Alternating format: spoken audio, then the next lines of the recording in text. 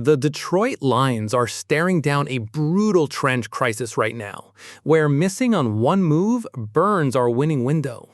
We're dissecting the foundation first, grabbing Seattle center Oluwatimi for our broken line depth, and exposing the real cap math behind Tampa Bay's Vita. Then there's the technical leak on Cleveland safety Grant Delpit, leading straight to a contractual reality where a 45 career sack edge rusher fixes our defense instantly. First, friends, can I ask for a small favor? If you're liking what we do, click the like button to show your support. It truly means a lot. Thanks again.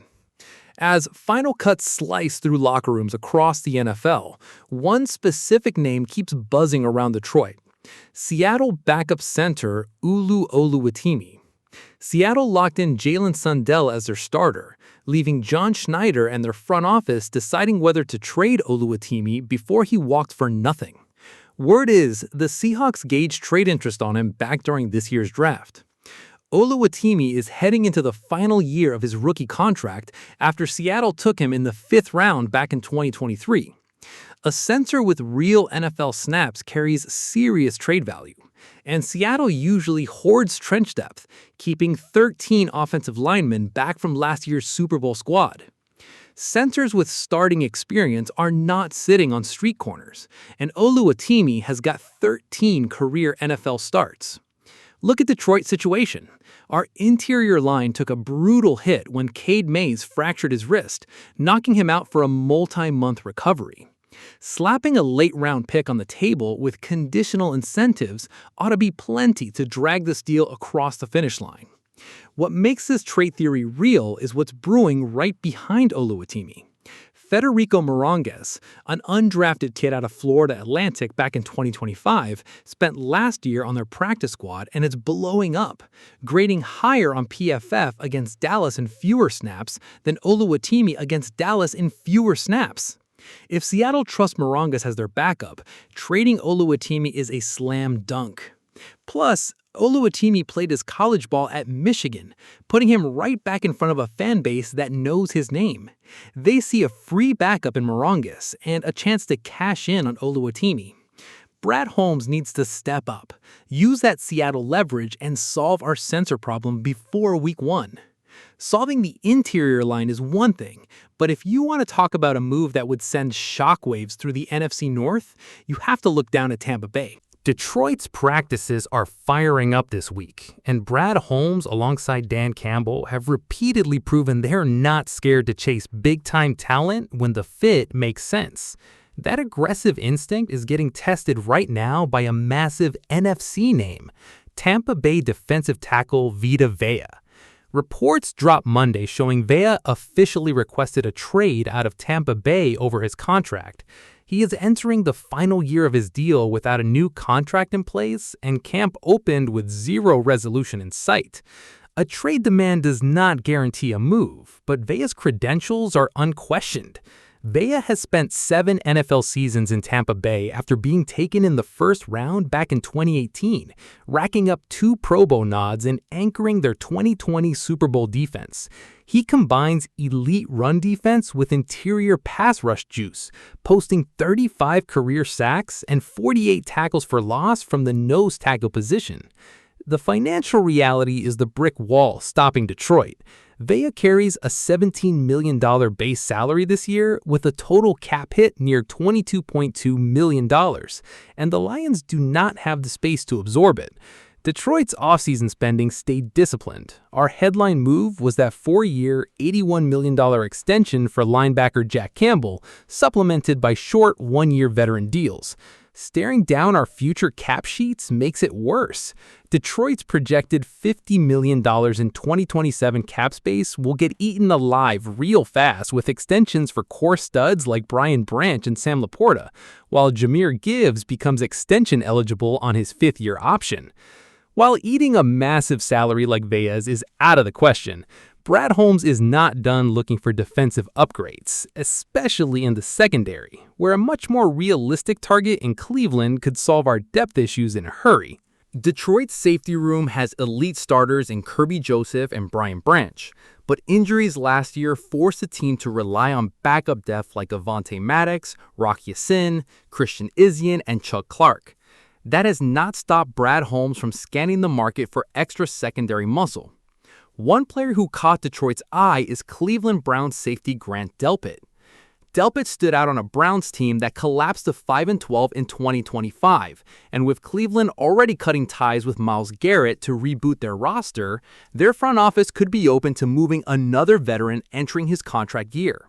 When a team finishes 5-12 and trades away a star like Myles Garrett, everybody in that building's on the block. Delpit was playing high-level football in a collapsing system, and that is the exact kind of high-motor asset Dan Campbell loves to bring into Allen Park.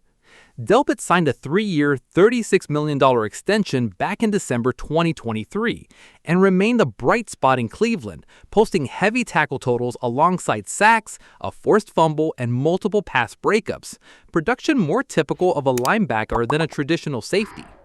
Former Browns defensive coordinator Jim Schwartz used Delpit across every personnel grouping, lining him up as a nickel corner, sliding him into big nickel alignments, and running him as a dime linebacker.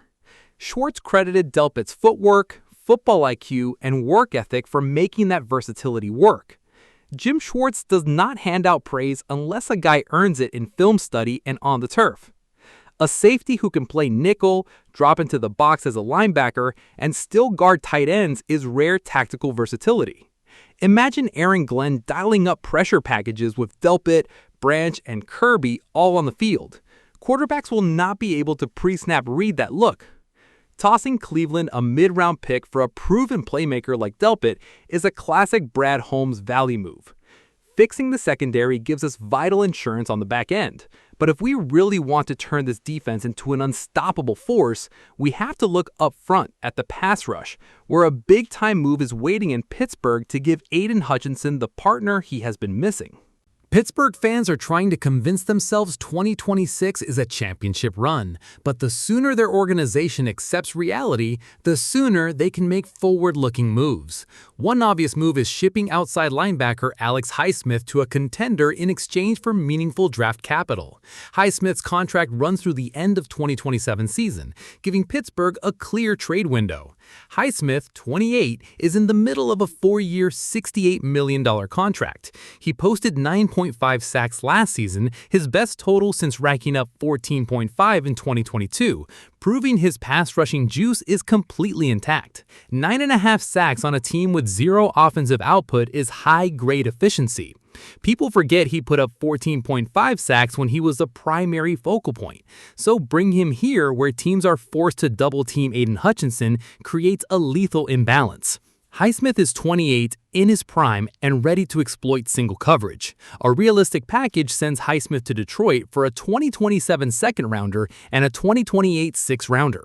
The Lions desperately need an edge rusher opposite Aiden Hutchinson after a 2025 season that snapped our streak of back-to-back division titles and dragged us to last in the NFC North. With our championship window for Hutchinson and Jared Goff open right now, adding a proven veteran like Highsmith fits the moment. The need is amplified by Detroit's linebacker room sitting at just 7 total guys heading into camp. Jack Campbell and Derek Barnes are locked in as starters, but depth behind them, Malcolm Rodriguez and Jimmy Rolder, is thin. Adding Highsmith supercharges the edge rush and deepens the front 7, all helping offset the secondary run support loss of cornerback Terrion Arnold. Carrying just 7 linebackers on a camp roster is an unacceptable depth risk. If Jack Campbell or Derek Barnes misses time, you are suddenly forced to rely on unproven backups in high-leverage situations. Losing Terrion Arnold exposed our secondary run support, but adding a heavy edge setter like Highsmith closes off those perimeter run lanes. For Pittsburgh, moving Highsmith clears roughly $14.5 million in cap space and recoups the second-round asset value they originally used to draft him in 2020. A late 2028 sixth-rounder gives Pittsburgh extra incentive while giving Brad Holmes leverage to have Pittsburgh retain a portion of his remaining salary. With Aaron Rodgers likely playing out his final season in Pittsburgh, the Steelers are bound for a middle-of-the-pack finish that does nothing for their impending rebuild. Extracting a high-value pick from Detroit gives Pittsburgh capital for a deep 2027 draft class. Watching Aaron Rodgers drag a rebuilding Steelers team to an 8-9 mark does nothing for their long-term trajectory. Securing our 2027 second-rounder gives them real capital for a deep draft class, while we secure a pass rusher who elevates our defense immediately.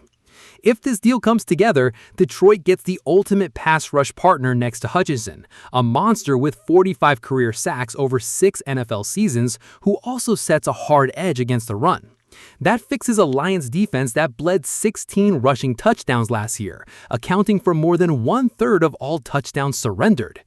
45 career sacks with elite run-stop win rates is top-tier edge production. Surrendering 16 rushing touchdowns last year was a failure in perimeter gap integrity. It was soft, undisciplined football. Highsmith fixes that edge toughness immediately. And pairing him with Hutch turns our front seven into a nightmare for every passing offense in the NFC. If you agree that Holmes needs to lock up edge depth before Week 1, hit that like button, subscribe, and drop your trade target in the comments.